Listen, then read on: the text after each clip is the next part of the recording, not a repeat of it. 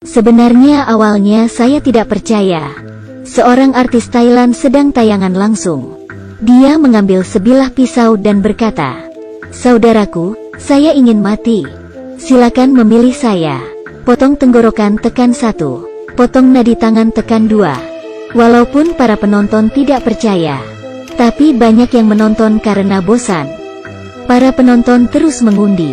Terakhir, lebih banyak yang milih potong nadi. Tapi artis itu malah tidak menurut. Saya lebih milih potong tenggorokan. Potong tenggorokan lebih sedikit kesempatan hidup. Langsung ditengkorong ya."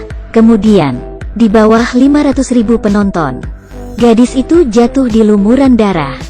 Siaran langsung diam seketika. Dan yang paling sedih adalah kedua orang tua artis yang menangis menonton siaran itu. Ada pepatah di internet, para artis yang berpura-pura gila sebenarnya lebih pintar dari orang lain.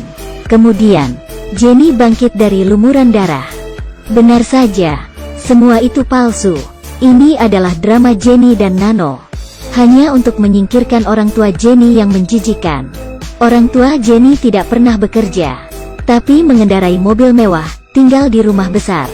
Ini semua tergantung dari siaran langsung Jennie. Namun pengeluaran orang tuanya terlalu banyak. Tidak bisa dikontrol oleh Jennie. Walaupun dia menghasilkan banyak uang, tapi dia tidak pernah menghabiskan uang yang dia hasilkan. Dan orang tua tidak pernah melihat kualitas barang. Asalkan ada bayaran iklan. Bahkan walaupun bisa menyebabkan alergi terhadap kulit, juga memuji produk itu dengan senyuman lebar. Tidak hanya itu, untuk membuat Jennie lebih cantik, orang tua mengontrol diet dia secara ketat. Tidak pernah makan daging. Jennie bisa menahan semua ini. Yang dia tidak tahan adalah malam sebelum ulang tahunnya, dia mendengar percakapan seperti ini dari orang tuanya. "Tidak usah membeli hadiah. Ambil uang untuk membeli lebih banyak penggemar untuk akunnya. Jadi biaya iklan bisa naik lagi." Karena hal itu, membuat Jennie memutuskan untuk keluar dari internet. Dia harap Nano bisa membantunya. Nano dengan senyumnya, "Aku bisa memenuhi keinginanmu. Jadi artis sangat menguntungkan. Tapi menghasilkan uang pasti bahagia." Artis ini setiap hari dipaksa orang tua untuk mempromosi barang. Dan barang itu adalah barang palsu. Hasilkan lebih banyak uang saat Anda masih terkenal.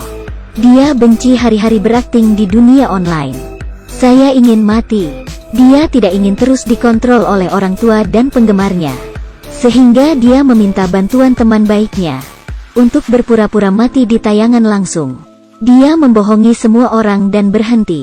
Seperti yang dia inginkan, berita kematiannya menjadi pencarian teratas. Tak lama kemudian, dia bisa benar-benar dilupakan oleh internet. Jennie akhirnya bisa menjadi dirinya sendiri. Dia tato, cat rambut dan indik hidung. Memutuskan untuk meninggalkan masa lalunya. Dan dia juga mengubah namanya. Saat itu Jennie terasa begitu santai. Tidak perlu lagi membalas komentar 99+ setiap hari. Tapi ada yang tak terduga. Ada berita hangat di TV. Seorang gadis bernama Yuri mengatakan kepada media, dia mengaku sebagai teman baik Jennie dan menemukan tempat siaran langsung Jennie hari itu. Di sini tidak ada mayat dan jejak kaki yang keluar kamar. Dia menduga bahwa Jennie pura-pura mati. Jennie terkejut, "Siapa wanita ini? Aku bahkan tidak mengenalnya." Teman baik palsu berkata, "Jennie adalah orang yang hidup dengan ceria. Mana mungkin dia bunuh diri? Pasti ada orang yang berada di belakang layar." Mendengar semua ini, teman baik asli, Nano, mengeluarkan senyuman aneh. Kemudian teman baik palsu berkata, "Saya membuka akun baru saya. Membawa semua orang untuk mencari Jennie yang mati palsu. Segera subscribe saya." Dengan begitu, teman baik palsu Jennie menjadi terkenal dan mendapatkan ratusan ribu penggemar. Jennie sangat marah. Kenapa ada orang yang begitu menjijikkan? Tidak lama kemudian, teman baik palsu menghubungi Jennie dan bertemu dengannya. Di atas atap, teman baik palsu mengetahui kebenaran tentang kematian palsu. Itu karena dia telah memasuki jaringan Nano.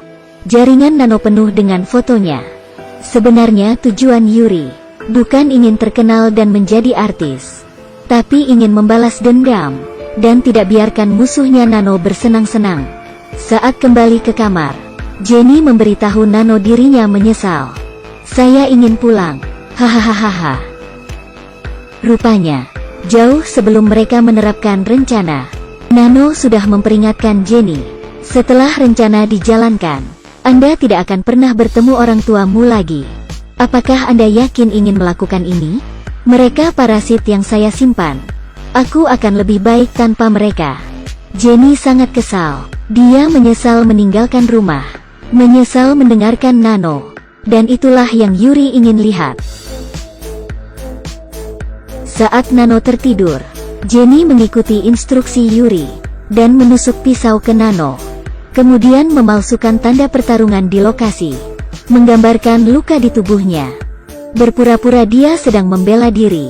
Dan apa yang Jenny tidak tahu adalah, ketika dia melarikan diri dari hotel, Nano membuka matanya lagi.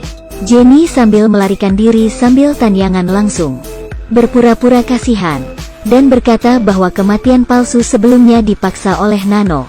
Yuri juga di sampingnya dan berkata ya. Tapi sangat aneh. Penonton dalam siaran langsung terus berkata, pembohong besar, Jenny yang sebenarnya sudah lama kembali. Ya, hanya beberapa menit yang lalu. Akun asli Jenny sudah mulai tayangan langsung. Halo semua, saya Jenny. Tampaknya pengkhianatan Jenny membuat marah Putri Setan. Nano sudah menggunakan kekuatannya, mereset memori ingatan semua orang. Ketika Jenny bergegas pulang, dia menemukan Nano sedang makan dengan orang tuanya. Mereka dengan penuh kasih memanggil Nano sebagai putri. Untuk Jenny orang luar yang tiba-tiba masuk, merasa sangat jijik. Jenny sudah tidak tahan lagi. Dia menangis dan menanyai orang tuanya. Kenapa tidak ingat dia lagi? Nano tersenyum dengan sarkastik. Kau tidak ingat apa yang kau katakan sendiri. Mengapa orang lain harus mengingatmu? Pada saat itu, Jen tidak bisa berdebat. Dia akhirnya mengerti betapa sakitnya dilupain oleh orang. Sirene terdengar di luar pintu. Sejumlah besar media telah tiba. Jenny ingin melarikan diri, tetapi tertangkap secara langsung. Tidak peduli bagaimana dia menjelaskan kepada kamera, dia adalah Jenny. Masih tidak ada yang percaya padanya. Sebelum dia pergi, dia bertanya ke Nano, apakah ada kesalahan keterlaluan yang saya buat? Apakah Anda perlu melakukan ini padaku?